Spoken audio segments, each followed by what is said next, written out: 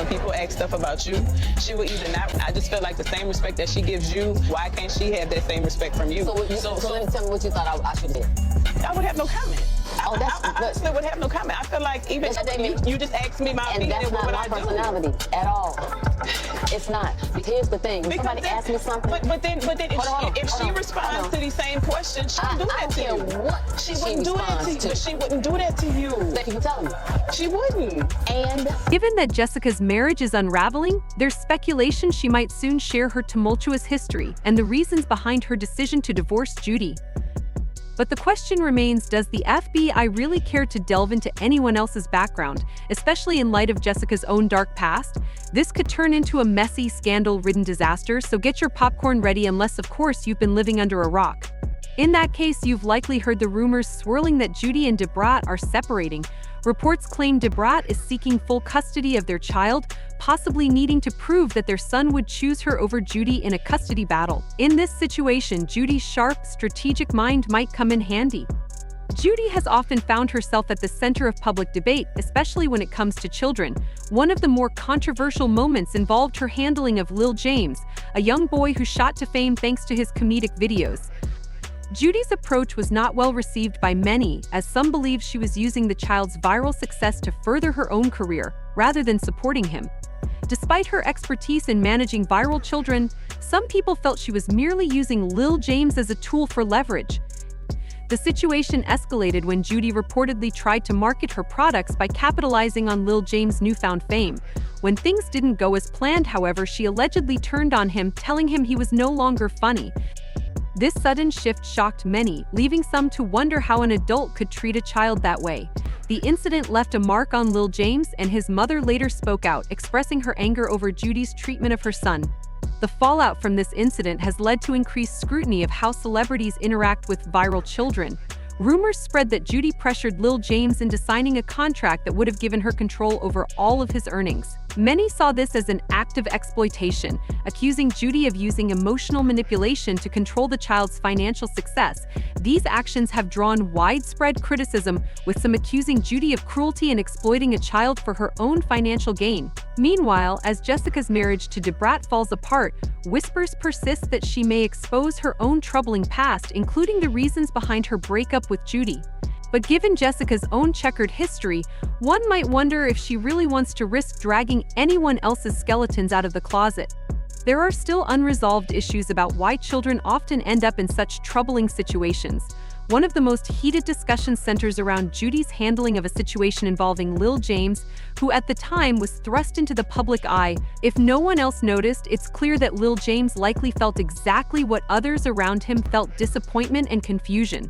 When children become part of public disputes like this, especially as their fame grows, things can become increasingly difficult, particularly given how quickly public opinion can shift. Judy's actions, while fueled by emotion and subject to intense criticism, seem to have more layers than they initially appeared.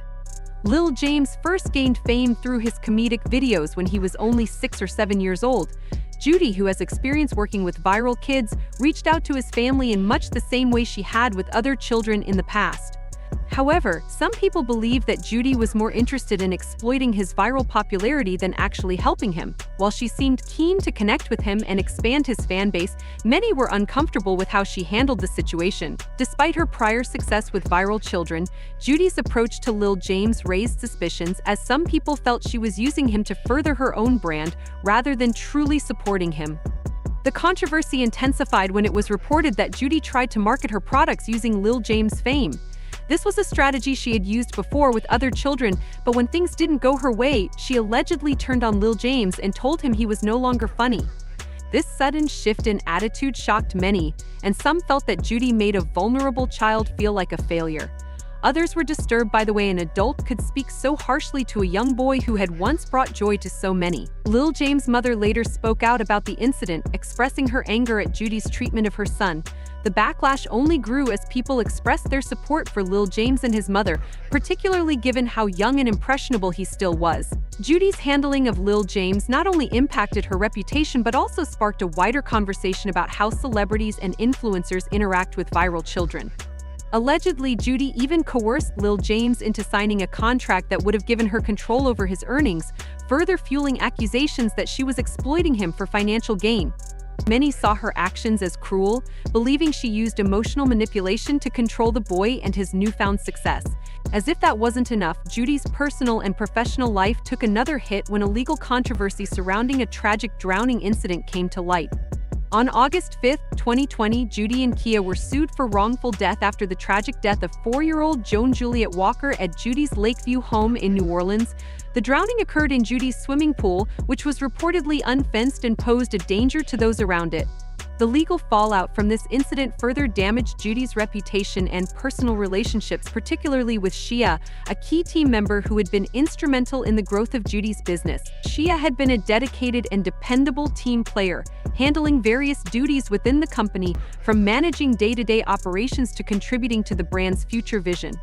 However, after the drowning incident, many believe that Judy took advantage of Shia's loyalty when it suited her but distanced herself when the legal and moral consequences of the tragedy became too great to ignore. In the wake of the incident, Shia was reportedly blamed and falsely accused by Judy, adding to the already complicated dynamics of their relationship. According to the lawsuit, the tragedy unfolded when Walker unlocked the door to Judy's Lakeview home, which had an open, unfenced swimming pool in the backyard. At the time of the incident, Judy was in a bedroom with a personal stylist. Shia had agreed to accompany Andy, but Judy instructed her to take Andy to the pool while she finished getting ready. Kia assumed Shia was still in the bedroom with Andy, but instead, she found herself at the center of a legal battle following the drowning. The incident not only caused personal grief but also posed significant legal and moral questions about how Judy handled her business and relationships with others involved. The wrongful death lawsuit, along with the damage to Judy's personal image, left people questioning her character and actions both professionally and personally. Shia returned just a minute or two after she had started preparing for the cosmetic session, and then left again shortly after. She later stated that she didn't know where Andy had gone. About 10 to 15 minutes after Andy had left the room for the second time, Kia rushed to the pool to check on him, only to find that he had tragically already passed away. Shia had been responsible for keeping an eye on Andy, and according to the lawsuit's response, assistants were involved in the situation. Kaleidoscope's defense argued that Shia had no duty of care at the time of Andy's death because she was not employed by the company when the incident occurred, justifying a summary judgment. In other words, they were attempting to absolve Judy of any responsibility. Additionally, Judy filed a petition claiming there was no evidence to support the allegations of abuse against Shia. Judy's response to the situation was defensive, stating, "If it were just one name, I could understand, but the names True and Legend are well known now. For many, it's two names." She further commented, "Demons trying to harm my children upset me.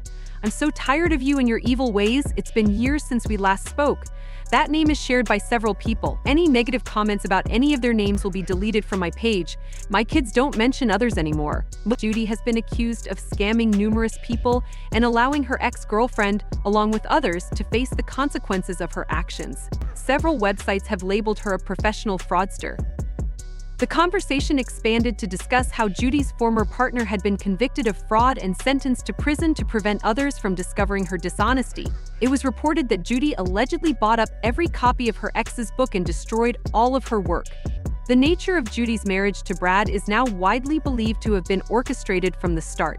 Some argue that Brat, given his own controversial history, has no right to critique others. Authorities have reported that Brat was arrested after an altercation with a woman over VIP seats at a nightclub in Georgia. During the confrontation, it's alleged that Brat struck the woman in the head with a revolver. Brat's history of violent behavior was further underscored by his attack on Shayla Stevens, a part-time waitress and hostess at the Jermaine Price Tucker nightclub, Studio 72. This occurred after she served as a hostess at a private Halloween party. Following the incident, Brat was fined $11,000 and given a year of probation, agreeing to complete community service or hazardous activity for a misdemeanor.